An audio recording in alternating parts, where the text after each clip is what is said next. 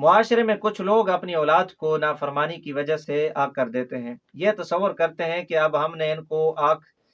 کر دیا ہے تو یہ اب ہماری اولاد نہیں رہی اور ہماری جائیداد ہماری وراثت سے محروم ہو گئی۔ یہ ایک بیکار سی بات ہے، شرعی طور پہ اس کا کوئی اعتبار نہیں ہے۔ باپ کے یہ بولے گئے لفظ کوئی معنی نہیں رکھتے، نہ ہی ان الفاظ سے اس کی اولاد جائیداد سے محروم ہوتی ہے، بلکہ وہ بدستور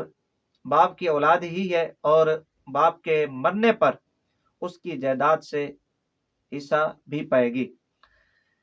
امام اہل سنت رحمۃ اللہ تعالی علیہ فتاوی رضویہ شریف کے اندر جلد نمبر 5 صفحہ نمبر 412 کے اوپر لکھتے ہیں کہ آنکھ کر دینا شرعاً کوئی چیز نہیں،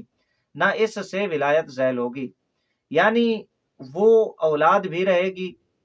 اور ولایت بھی حاصل ہوگی، اس کو ولایت اس کی زائل نہیں ہوتی، اور وہ شرعی طور پہ باپ کے مرنے پہ جائیداد کا وارث بھی ہوگا۔